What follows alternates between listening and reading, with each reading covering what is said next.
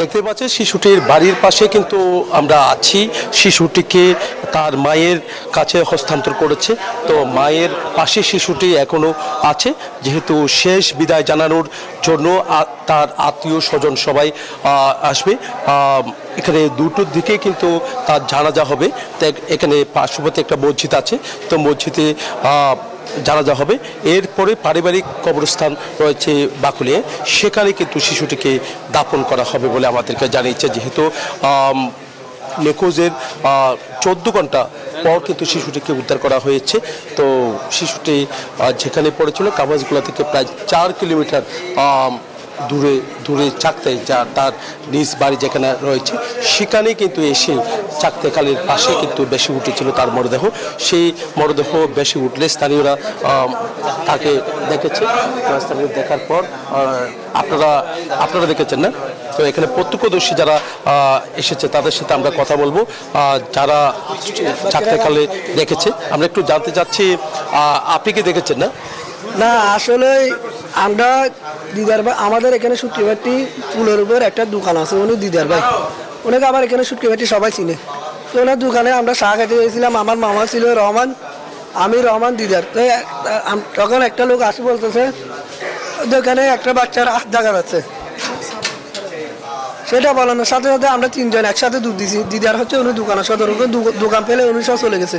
কিলে ওনার পাশের জমিদার একটা লোক আসি বলতেছে বাচ্চার একটা হাত দেখা যাচ্ছে। তখন আমরা সাথে সাথে এখানে দুধ দিচ্ছি। দূরের পরে এখানে আমি নামতেছি। প্রথম যে দেখছে ও বলতেছে এটা প্রচুর লামিও না।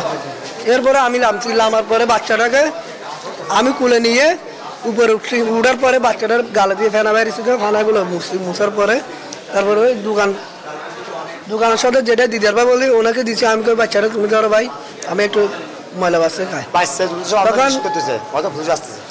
তখন আমরা ওনার নিজস্ব পানির ব্যবসা, উনি 20 লিটার পানি দিয়ে ওকে ধুয়াইছি। ধোয়ার পরে তারপরে এখানে পুলিশ অফিসার আছে, উনি বলতেছে আমার স্যার আসুক, স্যার আসে তারপর নিয়ে যাই। কোতোয়ালির যেটা মেন অফিসার উনি আসলে তারপর নিয়ে যাই, এটা বলছে। তাকে একটা স্যার আসুক, তারপরে ওর বাবা আসছে, বাবা আসে, তারপরে 400 আমরা বাচ্চাটাকে আমি কুলে নিয়ে 400 একসাথে বাসায় চলে আসি। চলে আসার পরে এখানে অনেকজন মিডিয়ায় আছে, এইটুকু এতটুকু। না, আমার বাকিনি বলছো তো, আমি ছিলাম। গল্প বলতে আমি এখানে পানি দিছি, পানি দিয়ে একটা মানুষ বলছে, বয়স্ক মানুষ, ওখানে একটা বাচ্চা দেখা যাচ্ছে। তা বাচ্চা দেখা যাচ্ছে, আমি যাই বাচ্চা তুলছি। শেষমেশ কিন্তু আমরা দেখেছি উদ্ধার করা হয়েছে বাচ্চাটিকে। কি মনে করেন না, আমি তো পুরো নমুনা জানি। এরা উদ্ধার করেছে। এখন কি বাচ্চাটা জানাজা তো হবে? ইনশাল্লাহ জানাতে তো হবেই। আমরা এখানে আমরা একটা সামাজিকভাবে সিদ্ধান্ত নিয়ে আমরা জোর নামাজের পর জানাজা দেবার সিদ্ধান্ত নিই। এতক্ষণ ধরে আমরা দেখানোর চেষ্টা করেছি তারা কিভাবে উদ্ধার করা হয়েছে। তো এখানে দুটোর দিকে কিন্তু জানাজা হবে। এরপরে পারিবারিক কবরস্থানে গিয়ে শিশুটির